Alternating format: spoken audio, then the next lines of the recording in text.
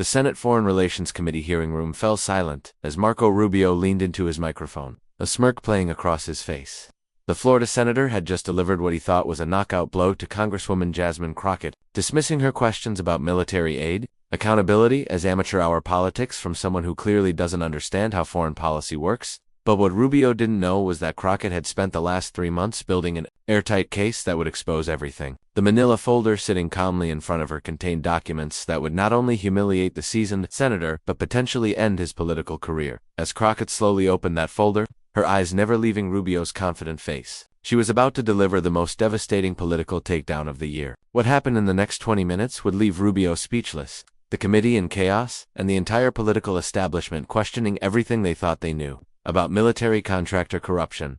Before we dive into this incredible story, make sure to hit that like button and subscribe so you never miss these explosive political moments that the mainstream media doesn't want you to see. Senator Marco Rubio walked into that hearing room with the confidence of a man who had never lost a political battle on foreign soil. At 53, the Florida Republican had built his reputation as the GOP's go-to expert on Latin American affairs and military strategy. With his perfectly pressed navy suit and silver tie, he commanded respect from both sides of the aisle. Rubio's credentials were impressive: former presidential candidate, current vice chair of the Senate Intelligence Committee, and a man who had personally negotiated arms deals worth billions of dollars. He was known for his sharp tongue and ability to dismantle opponents with surgical precision. Today, he expected another easy victory against what he saw as a freshman congresswoman out of her depth. Across the room sat Congresswoman Jasmine Crockett, the 43-year-old Democrat from Texas who had been making waves since her election just 2 years earlier. As a former civil rights attorney, she had built her career fighting powerful institutions and exposing corruption that others were afraid to touch.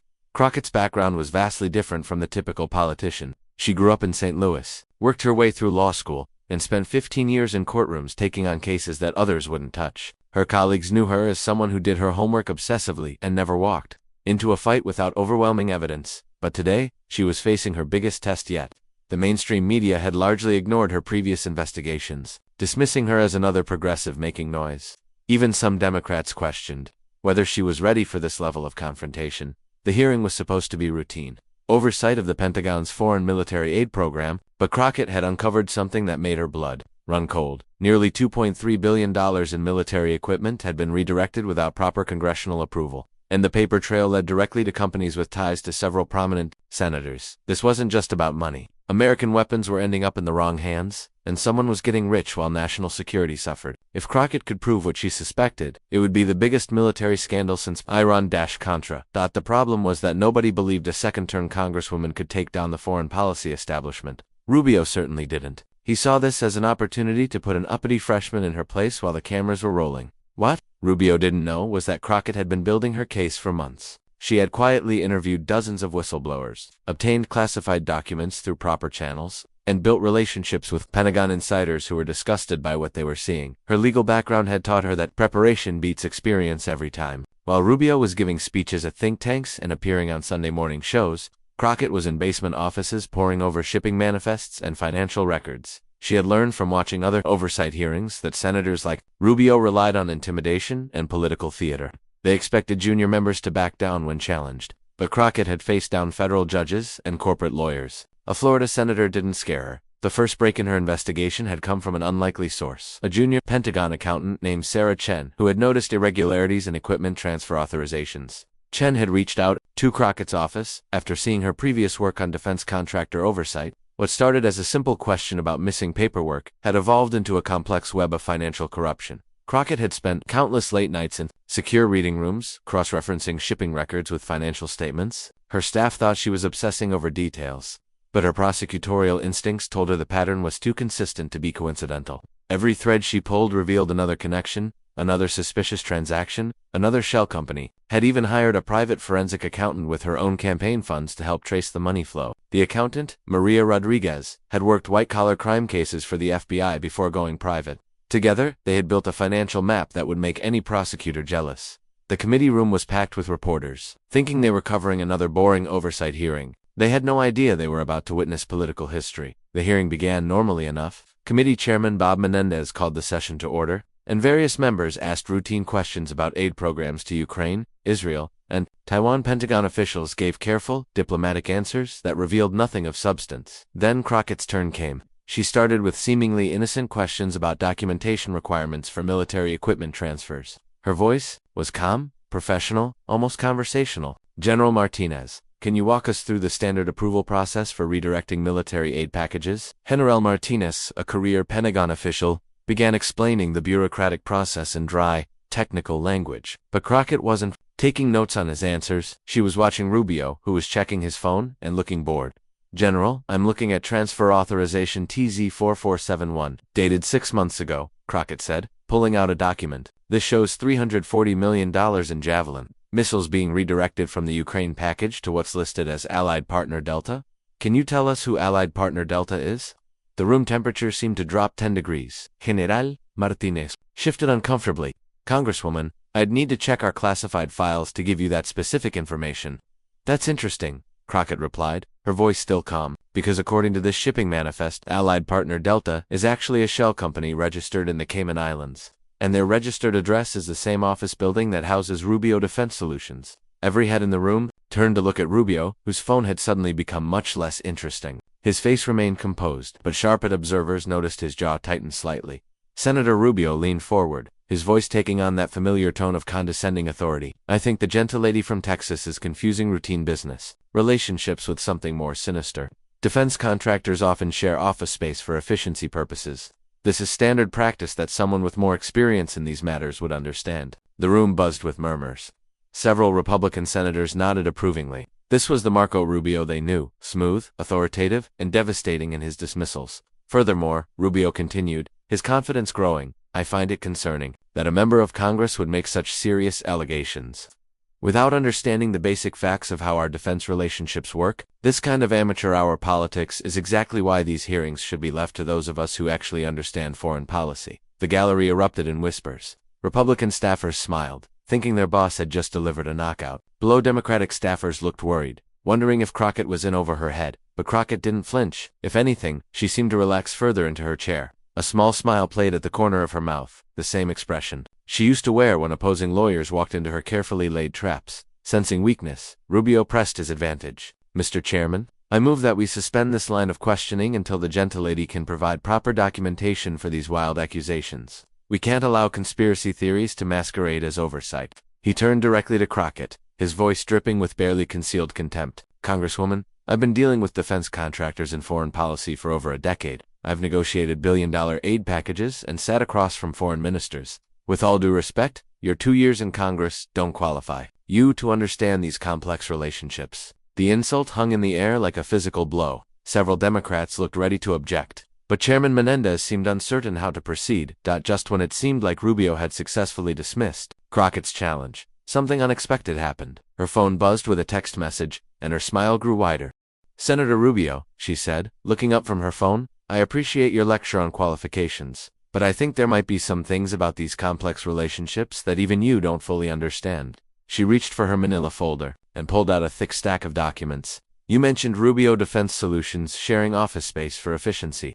That's interesting, because according to these incorporation documents, you're not just sharing space with them, you're a silent partner. The room went dead quiet. Rubio's face had gone pale, but he quickly recovered his composure. That's absurd, he said, but his voice lacked its earlier confidence. I have no financial interest in any defense contractor. My financial disclosures are public record. Crockett nodded sympathetically. You're absolutely right, Senator. Your official disclosures show no direct ownership, but they do show a trust fund managed by your brother-in-law, Miguel Santos. And Miguel Santos happens to be the registered agent for Rubio Defense Solutions. She pulled out another document. This is a banking record showing a $2.1 million transfer from Allied Partner Delta to the Santos Family Trust just 3 days after that weapons shipment was approved. The silence in the room was deafening. Camera phones appeared in the gallery as reporters realized they were witnessing something historic. This wasn't just another boring oversight hearing anymore. But Crockett wasn't done building her case. She had learned in the courtroom that overwhelming your opponent with evidence was more effective than dramatic reveals. Senator, you mentioned my lack of experience in foreign policy. Let me share what this inexperienced Congresswoman has discovered. She placed a thick folder on the table. These are communication records between your office and Pentagon procurement officials. 47 phone calls in 6 months, always within 48 hours of new aid package announcements. Your office specifically requested that certain contracts be fast-tracked through what you called streamlined approval processes. The gallery was completely transfixed now. Even seasoned political reporters were leaning forward, recognizing that they were witnessing something unprecedented. Rubio's legendary composure was starting to crack. His hands clenched into fists on the table, and sweat was becoming visible on his forehead despite the air conditioning. "These are clearly fabricated documents designed to smear my reputation," he said, his voice rising slightly. "I demand to know where the Congresswoman obtained these alleged records and whether they've been authenticated." But even as he spoke, everyone in the room could sense that something fundamental had shifted. The hunter had become the hunted, and Jasmine Crockett wasn't finished yet. Crockett set down her papers and looked directly at Rubio, her voice steady and clear. "Senator, you asked about authentication. That's a fair question for someone in your position to ask." She reached into her folder again and pulled out what appeared to be official government letterhead. "This is a letter from the FBI's Financial Crimes Unit, dated yesterday, confirming that they've opened a formal investigation into the Santos Family Trust and its connections to defense contractor irregularities." The blood drained from Rubio's face completely. His mouth opened slightly, but no words came out. For perhaps the first time in his political career, Marco Rubio was speechless. "But wait," Crockett continued, her voice gaining strength. "There's more. You see, Senator, while you were busy questioning my qualifications, I was busy doing what qualified attorneys do, building an airtight case. What happened next was like watching a controlled demolition. Document after document, Crockett systematically destroyed every element of Rubio's defense. This is a recorded phone call between your brother-in-law and the CEO of Allied Partner Delta.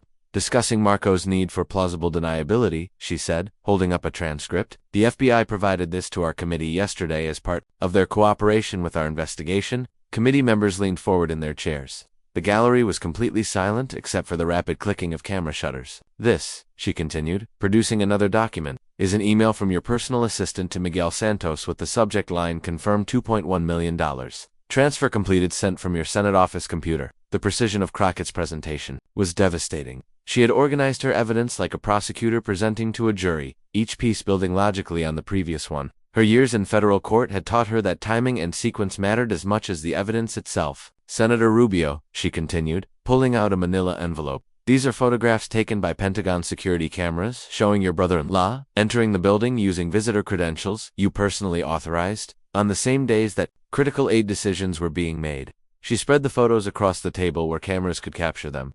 "Notice the timestamps. He visited your office at 2:47 p.m. on March 15th. At 4:23 p.m. that same day, the Pentagon approved the largest weapons transfer in the program's history." Rubio tried to interrupt, his voice hoarse. "I never authorized any. I'm not finished, Senator," Crockett said firmly, her courtroom experience showing. "This is financial records showing that the Santos Family Trust has received over $8.70 million in the past 18 months from various shell companies, all of which received military contracts through the aid package you personally championed. But the most devastating revelation was yet to come." Crockett pulled out a final document and held it up for the cameras. "This, Senator Rubio, is your own signature on a letter to the Pentagon requesting expedited approval for Allied Partner Delta's contractor status. The letter specifically mentions their critical importance to national security interests in Florida." She placed the document on the table where the cameras could see it clearly. The letter is dated 2 weeks before Allied Partner Delta was even officially incorporated. The room erupted. Committee members began talking over each other. Reporters were frantically typing on their phones. Camera flashes created a strobe effect throughout the hearing room. Rubio shot to his feet, his chair rolling backward. His carefully maintained political persona had completely crumbled, replaced by panic and rage. "This is a witch hunt," he shouted, his voice cracking. "This woman has violated every protocol of congressional oversight. She's obtained classified information through illegal channels." But his protests only made things worse. Chairman Menendez was calling for order, but the chaos was spreading. Several Democratic committee members were demanding immediate hearings. Republican members looked stunned, unsure whether to defend their colleague or distance themselves. As security tried to restore order, Crockett delivered her final statement with the calm precision of a prosecutor closing a case. "Senator Rubio," she said, her voice cutting through the noise, "you asked about my qualifications. You're right that I've only been in Congress for 2 years. But before that, I spent 15 years as a federal prosecutor specializing in corruption cases. I know how to build a case, how to follow the money, and how to recognize criminal conspiracy when I see it." She stood up, gathering her documents. "The evidence shows that you used your position on this committee to funnel millions of taxpayer dollars to companies you secretly controlled. American weapons meant for Ukraine ended up being sold to private militias in Africa. Soldiers died because of equipment shortages while you lined your pockets." The room fell silent again as the weight of her words sank in.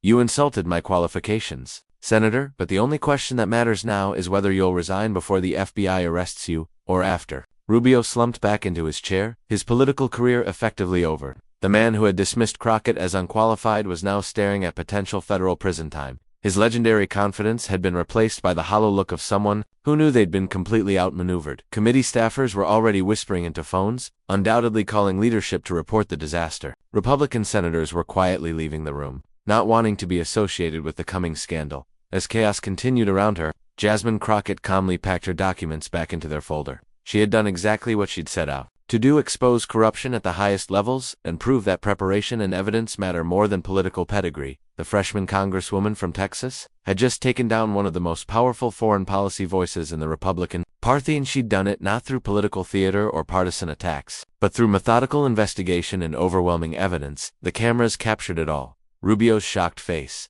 the scattered papers on his desk, and Crockett's calm professionalism as she prepared to leave the hearing room. It was an image that would define both of their careers. Within minutes of the hearing ending, social media erupted like a political volcano. The hashtag Rubio exposed was trending worldwide before Crockett had even left the Capitol building.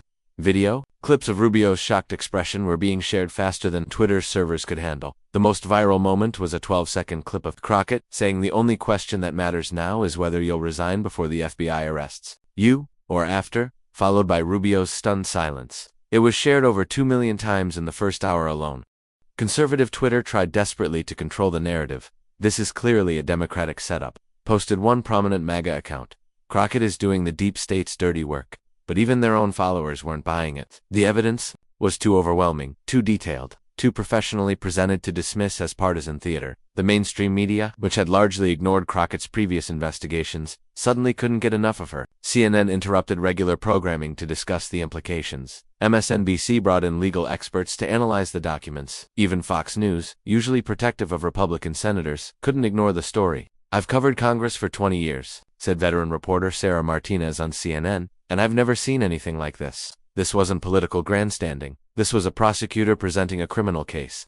The contrast with how media had treated Crockett before was stark. Just 6 months earlier, Politico had run a piece questioning whether she was too aggressive for effective governance. Now, those same outlets were calling her Congress's most effective investigator. Behind closed doors, Republican leadership was in full crisis mode. Senate Minority Leader Mitch McConnell called an emergency meeting for that evening. The question wasn't whether Rubio could survive politically. It was how to minimize the damage to the party. 3 Republican senators who had served with Rubio for years refused to comment when approached by reporters.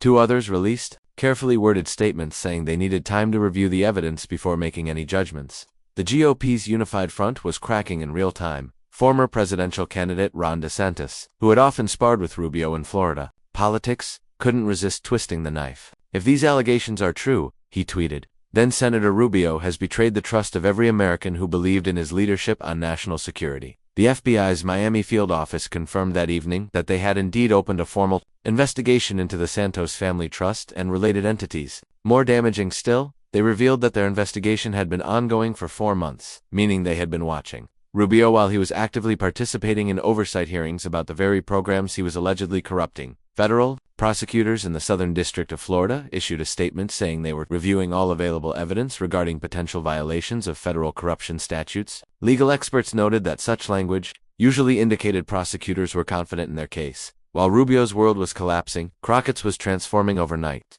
Democratic leadership, which had previously seen her as a backbench progressive, suddenly recognized her as a major asset. Speaker of the House Nancy Pelosi called her personally to offer congratulations and discuss committee assignments. "Jasmine Crockett has shown us what real oversight looks like," Pelosi said in a statement. "Her meticulous preparation and fearless pursuit of the truth exemplify the best of Congress," but the transformation went far beyond party politics. Within hours of the hearing, Crockett's office was flooded with calls from major news networks requesting interviews. CNN offered her a weekly segment on government accountability. MSNBC wanted her as a regular contributor on corruption investigations. Even international media reached out. The BBC called her office to discuss appearing on a documentary about American political reform. The contrast with her previous media treatment was stark. Just months earlier, political reporters had dismissed her questions in committee hearings as grandstanding or playing to the progressive base. Now those same reporters were calling her the most effective oversight member in Congress. Progressive organizations that had supported Crockett's campaigns were ecstatic, but so were good government groups that typically stayed nonpartisan. Common Cause issued a statement calling her work the gold standard for congressional oversight. The Campaign Legal Center announced they were creating the Crockett Fellowship for young lawyers interested in corruption investigations. She didn't just expose corruption, said Marcus Williams from the Clean Government Alliance. She showed that one person with evidence can take down the entire establishment if they're willing to do the work. Universities began inviting her to speak about effective oversight. Harvard Law School offered her a guest lectureship on congressional investigations. Georgetown's Public Policy Institute wanted to create a case study based on her Rubio investigation for their graduate program. Most importantly for her future career, fundraising organizations took notice. Within 48 hours, Crockett's campaign account received over $200,000 in small-dollar donations from people who had never heard of her before the hearing. Progressive donors who typically focused on presidential races were suddenly asking about supporting her potential Senate run. The transformation from backbench member to national figure was complete, and it had happened in less than 24 hours. Perhaps, most significantly, Crockett's exposure of the Rubio network encouraged other whistleblowers to come forward. By the end of the week, 3 Pentagon officials had contacted her office with additional information about irregularities in the aid program. A career State Department official reached out through encrypted channels to discuss similar patterns in humanitarian aid programs. Military contractors who had been afraid to speak up suddenly found their courage, knowing that someone in Congress was actually listening and could protect them. The financial markets reacted swiftly to the scandal. Defense contractors with any connection to the networks Crockett had exposed saw their stock prices plummet. Allied partner Delta's parent company lost 60% of its value in 2 days before trading was suspended. More importantly for accountability, the Pentagon announced an immediate review of all aid packages processed in the past 2 years. The Government Accountability Office opened its own investigation into oversight procedures. The system that had allowed the corruption was finally facing serious scrutiny. The scandal had immediate international ramifications. Ukrainian officials expressed concern about whether their aid packages had been compromised. NATO allies began questioning the reliability of American military assistance programs. Most embarrassingly for American foreign policy, several African nations complained formally to the State Department about American weapons showing up in their civil conflicts without authorization. The corruption hadn't just stolen taxpayer money, it had destabilized entire regions. Marco Rubio's political career effectively ended that day in the hearing room, though it took several more days for the formalities to play out. His office initially released defiant statements, claiming the documents were fabricated, but those claims collapsed when the FBI confirmed their authenticity. The next morning brought even worse news for Rubio. The Miami Herald published a front page, a story revealing that federal investigators had been monitoring his communications for months as part of a broader corruption probe. Phone records showed dozens of calls between his personal cell phone and representatives of companies that had received expedited military contracts. More damaging still was the revelation that Rubio had personally intervened to prevent Pentagon auditors from reviewing the aid program last year. Internal emails obtained by the Herald showed him pressuring committee staff to remove audit requirements from the Defense Authorization Bill, claiming they would unnecessarily burden our military partnerships. By Wednesday, 3 more Republican senators had distanced themselves from Rubio publicly. Senator Lindsey Graham, usually a fierce defender of his colleagues, told reporters he was deeply troubled by the allegations. Senator Tom Cotton, who had served on foreign relations with Rubio for years, said the evidence raises serious questions about judgment and integrity. The breaking point came when Fox News, traditionally supportive of Republican senators, aired a damning segment about the scandal. Tucker Carlson spent 15 minutes dissecting Crockett's evidence presentation, calling it the most professional takedown of a corrupt politician I've ever witnessed. When Fox News turns on you, Republican strategists knew, your career is over. Behind the scenes, Republican leadership was applying enormous pressure. Mitch McConnell personally called Rubio's chief of staff to discuss exit strategies. The message was clear: resign now and maintain some dignity, or face a humiliating expulsion process that would drag the entire party down by Friday. Facing mounting pressure from Republican leadership and the certainty of criminal charges, Rubio announced he would not seek re-election and would resign from all committee positions immediately. His resignation letter was notably brief and contained no apology to the American people. Former staffers began distancing themselves, with several telling reporters they had suspected something was wrong but felt powerless to act. His brother-in-law Miguel Santos was arrested the following Monday on federal corruption charges. Crockett's methodical destruction of Rubio set a new standard for congressional oversight. Her approach, months of careful investigation, building relationships with whistleblowers, and presenting evidence like a criminal case became the model for other reform-minded members. She showed us that you don't need years of seniority to hold powerful people accountable, said freshman Congressman Maxwell Frost. You just need to do your homework and have the courage to present the truth. The Rubio scandal triggered the most comprehensive reform of military aid oversight in decades. Congress passed new requirements for financial disclosure by any member involved in defense appropriations. The Pentagon implemented new tracking systems for aid packages that made corruption much more difficult. Perhaps most importantly, it demonstrated that the old boys network wasn't invincible. A freshman congresswoman with legal training and determination had exposed corruption that had been hiding in plain sight for years. The story of Jasmine Crockett's takedown of Marco Rubio became a parable for modern American politics. It showed that experience without integrity is worthless, that preparation beats reputation, and that sometimes the most powerful weapon in politics is simply telling the truth. For young Americans watching from home, it proved that change was possible if you were willing to do the work. For corrupt politicians across Washington, it served as a warning that the old ways of doing business were no longer sustainable. As this story demonstrated, political power in America is shifting. The era when senators could dismiss oversight with condescending lectures is ending. A new generation of legislators, trained in law and unimpressed by political pedigree, is demanding real accountability. Jasmine Crockett didn't just expose one corrupt senator, she changed the entire culture of congressional oversight. And Marco Rubio learned too late that in the age of evidence and social media, political theater is no match for methodical investigation. The lesson for all of us is clear. In democracy, the truth has a way of coming out. Sometimes it just takes the right person, with the right preparation, asking the right questions at the right time. Thanks for watching this incredible political takedown. If you enjoyed seeing how real oversight actually works, make sure to hit that subscribe button and ring the notification bell so you never miss these explosive moments that show how democracy is supposed to function. Like this video if you think more politicians need to be held accountable like this, and let us know in the comments which corrupt politician you think should be investigated next.